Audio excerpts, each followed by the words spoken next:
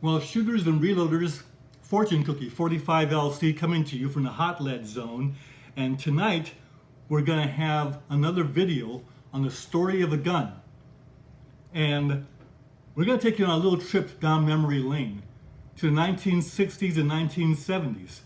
Now, I know a lot of you out there weren't even born then, but it's good because you know where you came from.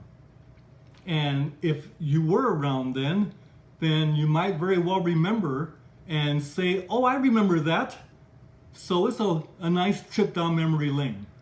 Let's begin by talking about, this is a time of Star Trek, but it's also the time of a TV series called The American Sportsman. And in that TV series, the sportsmen that they chose went all around the world hunting and fishing. And one of the stars, who happened to have his own TV series at that time called The Untouchables, which is all about Elliot Ness and the federal agents that couldn't be bought.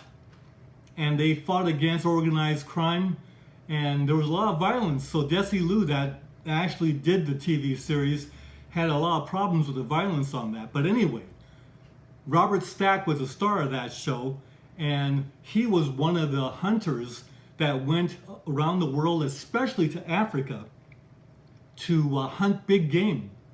And in those days, it was okay to do that. There wasn't any problem with animals being hunted in those days. It was actually the thing to do. At any rate, Robert Stack went to Africa, and he brought this rifle with him, and a lot of exploits with Kurt Gowdy on that TV show. And at that time, I was just a young boy, and I was very much enamored by all of that. And so that rifle always had a spot in my mind. Well, it turns out that the rifle that was created for that was actually in 1956. And as you recall, in 1955, the .44 Magnum also was developed. And those guns went through and got into the public mind and was carried on by shows like American Sportsman. And then in 1971, a movie was made starring Clint Eastwood called Dirty Harry. And in that show, the .44 Magnum was one of the stars, but also this rifle, the story of a gun. And this rifle was used by Dirty Harry, playing the part of Inspector Harry Callahan, and his job was to take out Scorpio. And Scorpio was hunted from the rooftops of San Francisco by Clint Eastwood, and Clint chose his weapon of choice was this rifle.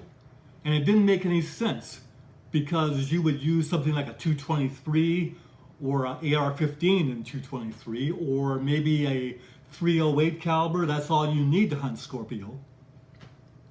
But Clint chose this rifle instead because of the popularity that was generated a few years back in the American Sportsman. So I think that's what drove that to be in the movie. But that's a little bit of guesswork, but it makes sense. Well, let me be a little more accurate, and that is the rifle actually was around a lot earlier than the caliber. The caliber was developed in 1956, but the rifle goes way back and is famous because what happened was the rifle was so much quality, and it was recognized as a rifleman's rifle, this kind of thing. And what happened in 1964, the rifle was cheapened by the manufacturer to the point where it caused a lot of uproar, and there were some changes in the rifle, and then it went on and lost popularity, but then was regained because the manufacturer realized that they had made a mistake. So that had something to do with this rifle too, in this caliber. So it turns out that the .44 Magnum Model 29, I got one of those and this kind of thing, but I never got that rifle. And so this rifle's always been in the back of my mind because of what I remember from it. And even though more powerful rifles have come along to do the job that it was supposed to do, it's still a classic, and in spite of its shortcomings, which we'll go over in a little while, I still wanted to get one. And it took all these years, but you know how things are. It finally got to the point where I was able to get this rifle, and it all came to a head because of what Megan Hulse at NOE Bullet Molds did.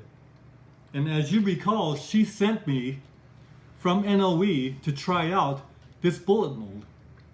And of all the molds she could send me, she sent me the .459 caliber 500 grain bullet, and it's powder coated, and you've been seeing videos on it, and a lot of you have been wondering, well, I've been talking about the rifle that might be used for this because it's not a lever action. Being a Spitzer, you can't use that in a lever action, so the jig is up.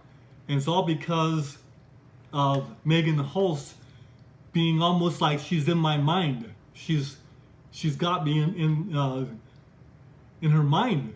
She knows my thoughts. And now my surprise is blown because I can't spring this on all of you. And you know, it wasn't just Megan, because 452 Rob is also kind of wondering about the rifle. A lot of you out there are wondering too. I know how it is. You guys don't miss much of it. Now also, as you know, I got these beautiful bullets here, and it's a conspiracy because I was having problems getting them sized, and I was actually looking for a excuse to make delays, and so I wasn't getting them sized. That was going to throw me back a couple of weeks. That would have been good for that. But along comes Todd Newsom, and he joins the act by solving the problem for me. So took away my excuses. Now, so I've got to go ahead and size these and move this project along. Can't delay it any longer. So you guys are all in. So I remember years ago, there was actually a 4.58 Winchester Magnum Club where shooters would own these things, and they'd go out and shoot jackrabbits and cottontails and squirrels, hunt squirrels with this thing.